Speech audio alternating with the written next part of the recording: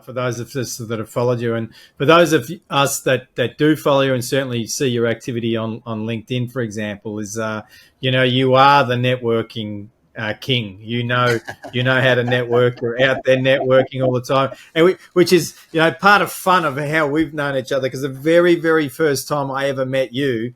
Yeah. You were working at a conference ringing the bell to get people to go back into the session, which was, and it's, here you are, either, fully involved in putting big events on yourself, or certainly being present as a conference stakeholder and all of those sorts of things these days. But certainly the networking side that you do, you're absolutely the king of networking throughout Hong Kong and Asia, Alan, and it's such an important thing. And for some of our listeners for whom networking is an important role, and I would argue it's important for everybody, what are one or two clear tips that you have for authentic networking, Alan? Yes. So, again, a little story. I started doing or going to these conferences as more of a sales or marketing kind of representative, I would say around 15 years ago, because I started as a consultant and I sort of moved into the sales path. Now, I remember the first few conferences that I went to, my boss asked me to, hey, get as many business cards as you can. So I was going everywhere just saying, hey, my name is Alan, can I have your card? So the purpose of just getting business card was not helpful. Yeah. And then what happened is you find some people who are really good that you can get along with and click and talk to more. And then what happened is that throughout the whole event, you tend to stick with those people because, hey, out there, you don't know who is out there and you feel embarrassed, but you stick to the people that you feel comfortable with. And then after a few years of doing that, I feel, it gets me by. Yeah. And then, I give the boss 30 business card, enter it into CRM, but it's not actually achieving any results. Yeah.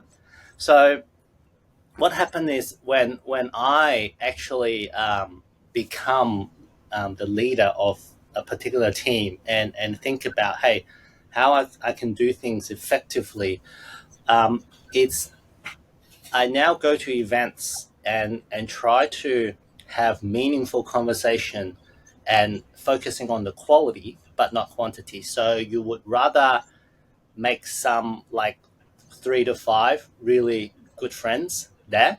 I mean, people who are willing to tell your story when you tell them your story, and just go from there rather than going out and try to meet 20 people, because firstly, you're not going to remember them when you come back. Yeah.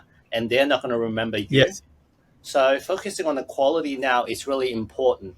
And the other tips is when you go to these association and events, one of the things I like to do to go deeper is that I want to get into the organizing committee and offer some voluntary kind of work that I can offer, which is of value to them, so that I can get into the committee or something like that. So I was in the exco of the Hong Kong exhibition industry for about, I think, more than 5 years.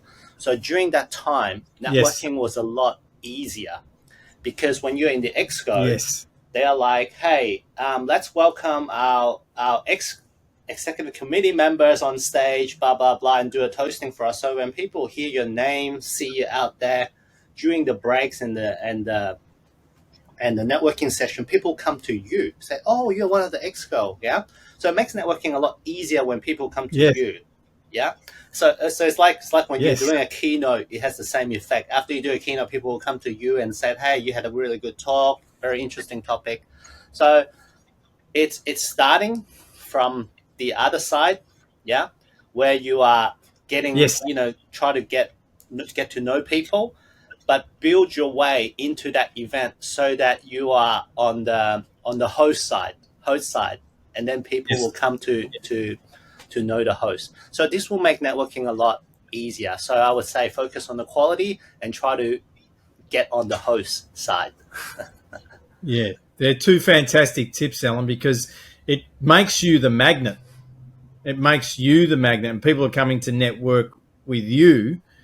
And to a degree, they're qualified because they've identified there's something about speaking with you that they want to have some sort of mutual benefit from. So it is a really, really clever tactic to get yourself involved in that community. As you say, you get introduced on stage, then people know who you are, and then they want to come up. And particularly for people that might be less outgoing and not as naturally inclined toward the networking activities. A really, really clever strategy to go and do that. And of course, it definitely makes you look like someone because you are someone. And we're not saying that people aren't anyone anyway, but I'm sure the listeners will understand what I mean by it makes you look like being someone important. That's for Yeah. sure.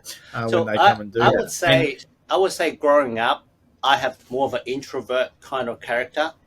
Yeah, but as I move into more sales role, doing more presentation and public speaking, I sort of grow into like get a bit better. I'm not so much an extrovert where hey let's go to a bar after this. Not so much that type, but I think I'm in the middle, and I have found a sweet spot in my character where I'm really likable by people. Like people like to talk to you, and also yes, one of the things that I do myself, like every day, regardless working or not, is to, like I said, I like to put my feet into the water in different things, so that I have yes, an experience, and then you actually create more topics for you to talk to people. So there's one trick in networking as well.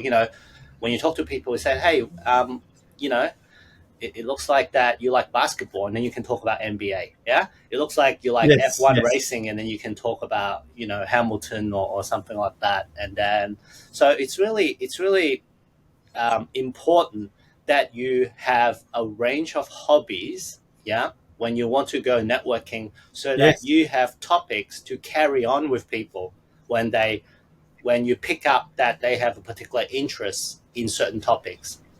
I think that's really important as I well. mean, absolutely. And, you could even talk about doing push ups because I've Yeah. seen videos of you doing push ups, Yeah. So staying I can fit and I can strong. talk And to people about fitness as well. Yeah. So I think yes, you can. I've been keeping shape quite well recently, and then I mean all these things do help as well. Like I'm a big Arsenal fans, and then during the weekend, so I tell people I either dress up in a professional, like like an IT professional kind of way, or I wear an Arsenal jersey, because I have like Yes. tens of those jerseys, and on the weekend I always wear a jersey, right? Yeah. And I'm, because like on the street there are like expats and Englishmen, and people who follow soccer, they'll say, hey, high five, Arsenal doing well. So again, doing these kind of things, create a sort of topic for people. So even when I go oh, to my kids' parties and network with the parents. They said, "Oh, Arsenal, they're doing real well." Or, "Oh, I'm an Arsenal fan too." So it connects you in a different way. So I think that's why having that different hobby is really important. absolutely. Again, it's so important to have the breadth of character, and you're also a parent, and you're involved with very heavily with both of your children, and we see soccer games and swimming events and all of those sorts of things that from a parent's perspective.